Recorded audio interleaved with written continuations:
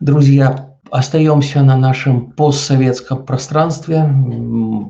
Постсоветское пространство звучит как-то неопределенно, но кажется, что наши народы не придумали более другого, более современного или точного термина. Поговорим о том, что происходит в Казахстане. В Казахстане сообщается, что были внесены поправки в проект закона о визуальной информации. Об этом сообщает российское государственное информагентство «Спутник Ньюс». Согласно этому документу, вывески, баннеры и указатели в стране должны быть только на государственном языке, то есть на казахском. И в исключительных случаях допускается дублирование на русском и других языках. Давайте послушаем цитату президента Токаева о статусе русского языка как регионального в Казахстане.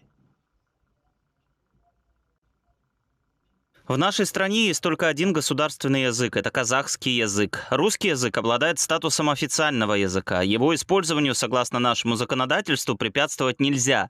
Каждый гражданин, связывающий свое будущее с нашей страной, должен изучать казахский язык. Это главный критерий патриотизма. Если молодежь будет изучать иные языки, в том числе русский, то она не потеряет. Граница между Казахстаном и Россией самая длинная в мире.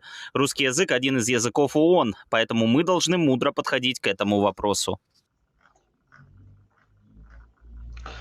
В дополнение к этому можем еще добавить, что было принято решение о переходе в ближайшие годы, я не помню точно года, Казахстана с кириллицы на латиницу.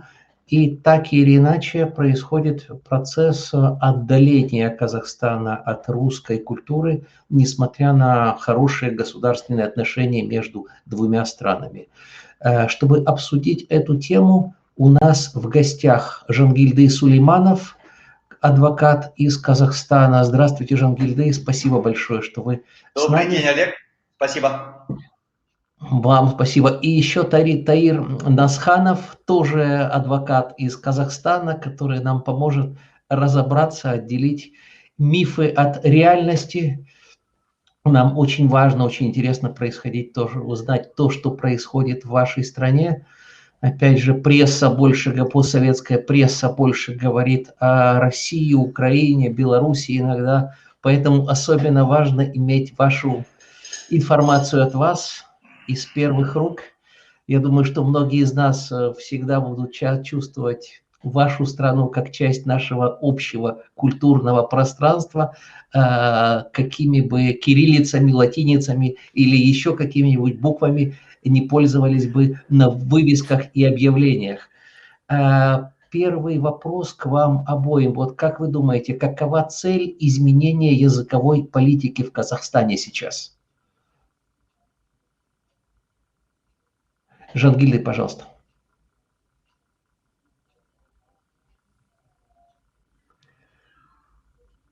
Жангильдей, слышно или есть звук? Если нет звука, пожалуйста, перезагрузитесь, и Таир, начните вы тогда, пожалуйста. Да, спасибо. Я здесь хотел поправить, если возможно, цитату из информационного агентства, на которое вы сослались, относительно того, что, как там было прозвучало, что теперь все вывески будут на казахском языке и только исключительно. В общем, я хотел сказать вам, что цитата некорректная. Я внимательно изучил проект закона, и он касается, в общем-то, реализации действующего закона о языках 1997 года. То есть этим законопроектом вносятся изменения и дополнения в ряд нормативно-правовых актов, которые затрагивает закон о языках. То есть там и это Кодекс о здоровье населения, это законы о железнодорожном транспорте, о лекарственных средствах и так далее. О чем идет речь? Речь идет о том, что в законе о языках указано, что визуальная информация должна излагаться на государственном и русском языках. И в законопроекте этом и сказано. То есть там никакого изменения языковой политики, как сейчас также прозвучало в вопросе, нет. Абсолютно. То есть, Таир, здесь я нужно... как инфоповодом воспользовался настоящим информационным фейком, искаженной информацией, которую я воспринял как нечто, как некую новость, и исходя из этого говорю об изменениях, которых на самом деле в Казахстане не происходит. Совершенно верно. Идет просто исполнение того закона, о котором идет речь. И вообще нужно сказать следующее, что закон о языках 97 года, он, к сожалению, хоть он и есть, но он не исполняется. И ущемляются как раз-таки законные права и интересы казахоязычного большинства. И речь идет о них, об их правах. То есть дело в том, что вывески, то есть еще раз давайте оговоримся, в законопроекте четко указано, что визуальная информация излагается и будет излагаться на казахском государственном языке и на русском языках. Это вот прям конкретно, давайте вот сейчас мы вот это определим. Что касается изменения, касающиеся других законов, то они вводятся просто для того, чтобы они соответствовали закону о языках. Понимаете, да? То есть, например, идут дополнения, что, допустим, в билетах должно быть на казахском и русском языках. Ну, да, билеты продаются. Допустим, в этом лекарственные препараты на казахском и русском языках. То есть, как должно быть по закону, чтобы не было разночтения. Вот о чем идет Таир, спасибо речь. огромное. Я думаю, вот как классно, что мы можем общаться напрямую и вместе разоблачать вот эту всю искаженную информацию, которой очень много в прессе, к сожалению, не только в постсоветской, это хлеб всей мировой прессы, причем очень часто достаточно серьезных изданий тоже. Жангильды, сейчас вы нормально слышите, да, потому что первый раз что-то Да, Олег, случилось. Олег, я предупреждал ваших технических, что-то с интернетом проблемы. Я могу говорить, я быстро говорю и кратко. Хорошо, да, я хотел немножко дополнить мой вопрос. Вот я вспомнил, тоже недавно была новость о языковых рейдах, о каком-то человеке, который там ходил, снимал и так далее. Это тоже было скандалом. Вот, пожалуйста, прокомментируйте ответ, рассказ вашего коллеги и вот что произошло с этим языковым рейдом, вот что на самом деле происходит в вашей стране с этой темой. Я хочу дополнить своего коллегу. Дело в том, что все-таки нет, Таир там чуть-чуть по-другому. Там меняют формулировку и делают как на казахском, а не и при необходимости русском языке. Ну, я тоже изучал. Все-таки, Олег, позиция верная. Здесь я что-то, Таир, не знаю. Я переизучил тоже. Последняя версия, что без русского языка написано при необходимости. Но давайте о языковых рейдах, да? Это скандал был, огромный скандал был, невероятно огромный скандал был. Ходила какая-то группа под каким-то названием, и приходили в магазины и требовали, чтобы отвечали на казахском языке. Если не отвечали, заставляли извиняться на камеру. Скандал был невероятный. Реагировал очень жестко. Хотели приехать из России уже эти какие-то офицеры, не офицеры, понимаете, да, разбираться с казахстанцами. Такая ситуация была, отвратительная. И официальная позиция Алматы, Нур-Султана у нас была какая? Была простая, что пресечь, и в отношении этого главного рейдера, да, ну, в кавычках, возбудили уголовное дело, и вот, насколько я знаю, он выехал из страны. То есть вот такая позиция государства была положительная в части пресечения. Кстати, такая, ну, давайте 50 на 50. Я понял, я как раз об этом хотел спросить. Вот согласно информации в интернете, русские составляют почти 20% населения Казахстана, то есть 18,42, что-то вот такое процента. Насколько вот эти вот тенденции, насколько эти события поддерживаются или отторгаются этническим казахским большинством населения? Какова позиция большинства казахов по поводу подобных ситуаций? Ну, Таир, наверное, ответит, да? Я говорил уже, очередь на Таир. Хорошо, пусть Таир ответит.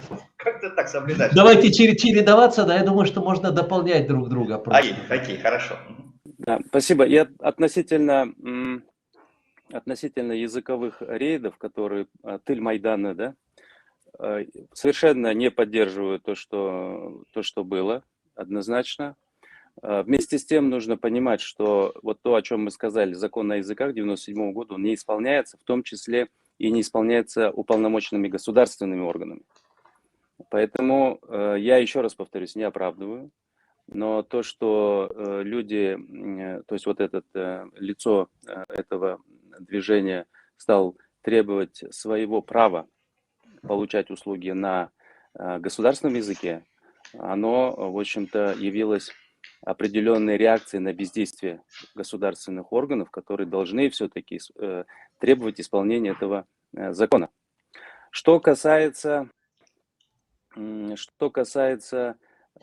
того, как относится к этому большинство и так далее. Но это суверенное наше внутреннее дело, имеется в виду Казахстана, как проводить языковую политику. И, на мой взгляд, языковая политика внутренняя в Казахстане проводится очень, как сказать, либерально. У нас нужно сказать, что речь идет не об ущемлении русского языка. Речь идет как раз-таки о том, что не выполняется требование закона о языках именно в сфере применения государственного языка. То есть казахский язык – государственный язык. И сказать о том, что он полноценно функционирует именно в своей ипостаси, в своей роли, сказать очень трудно. Вот, поэтому здесь нужно… Речь идет, кстати, и об этом. То есть почему вообще законопроект сейчас встал? Потому что происходит искаженные, допустим, наименования на казахском языке, либо их нет вообще. Где-то пишут только на казахском языке, на русском не пишут. Или наоборот, где-то пишут на русском, на казахском не пишут. Вот для того, чтобы привести все-таки вот эту вот ситуацию с визуальной информацией именно в соответствии с законом, вот этот вот законопроект и появился. Относительно того, что как относятся к этому население, ну, знаете, это очень такой деликатный вопрос. И его, как слон в посудной лавке, нельзя решать, его нужно решать очень также и деликатно, и правильно. И на мой взгляд, наше правительство его решает именно таким образом. Это мое мнение. У меня другое мнение совершенно, да, противоположное. Да? Я, во-первых, против того, чтобы сейчас мораторий нужен на языковую политику. Лучше сейчас не трогать. В Казахстане это настолько такая вот, хрупкая вещь. Я предлагаю. Я критик, кстати. Я критик вот в этой части. Я 10 лет критикую правительство в части невозможности, неумения реализовать языковую. Не умею. Вот Таир прекрасно знает, у нас есть слово «сабыс», да? Это морковь. По новому алфавиту, его знаете, как прочитали? Саебис. Понимаете? Это же абсурд был, это дошло до абсурда. Я за то, чтобы мораторий сделать. Касательно отношения народа, у меня, Олег, твердое мнение. Народу безразлично, если честно. Понимаете? Вот реально. Народа не интересуют языковые вопросы как таковые. Интересуют, извините, бездельников, популистов и всех. Все нормально, казахский язык развивается, его не надо поддерживать. Он шикарно развивается, каждый год все больше казахов знает, независимо, смотрите, вопреки государственной поддержке. Не нужна государственная поддержка. Я поэтому за то, чтобы не лезли, народу безразлично, у народа у нас своих проблем валом, извините, да, что даже вот нет, вот это мое мнение. У Таира свое мнение? Спасибо, да, я вовсе не планировал становиться слоном в посудной лавке, просто из-за всего моего невежества я пытаюсь разобраться в том, что происходит, потому что интересно сравнивать процессы в разных постсоветских республиках, в том числе и негативный опыт. Я думаю, что на негативном опыте очень важно учиться, а не ходить по граблям друг друга время от времени. И в этом отношении я совершенно уверен, что разнообразие наших стран, двуязычие или триязычие наших народов – это огромный плюс, это огромное богатство. Потому что когда теряется один язык или одна культура, что-то теряется безвозвратно. Большее знание языков – это, в конце концов, больший шанс понимания мира, понимания жизни, понимания многих вещей. Языки – это не более чем инструменты, ключи к этим знаниям.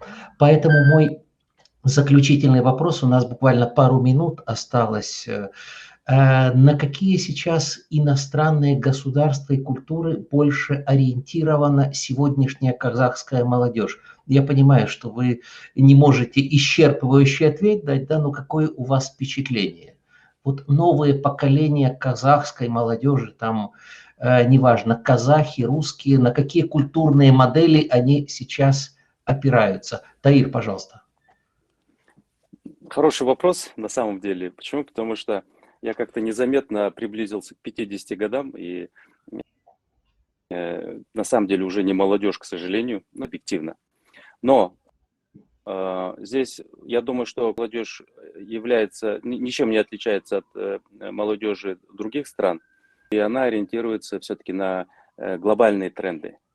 Это все-таки мультикультурализм, это действительно многоязычие, получение информации из мировых международных источников информационных и стремление все-таки получать эту информацию на разных языках, причем нужно только приветствовать. Таир, спасибо огромное. Жангильды, буквально 2 слова, потому что следующий ведущий у меня вот-вот вырвет микрофон, я ему должен передать эфир. Жангильды, как вы это видите? Ну, Таир приближается к 50, а вот у меня сегодня 58 лет, у меня день рождения сегодня. Вот, я уже приблизился. Поздравляю. От имени независимых и наших зрителей. Смотрите, какая ситуация. Если честно, я вот на этот вопрос, нет ответа вообще у меня. Я не скрываю, я не знаю, к чему молодежь стремится. Мои дети, они стремятся, вот, наверное, к европейской все-таки больше культуре, если честно. Вот. Я по своим детям, я с другими не общаюсь. Вот у меня краткий ответ. Спасибо огромное, Жангильды и Таир. Я надеюсь, мы вернуться, чаще возвращаться в Казахстан. Очень много всего хочется узнать. А пока вспомним о процессах глобализации. Мы перемещаемся в Соединенные Штаты Америки, где нас ждет замечательный Исмаил Джалилов, который продолжит сегодняшний разговор.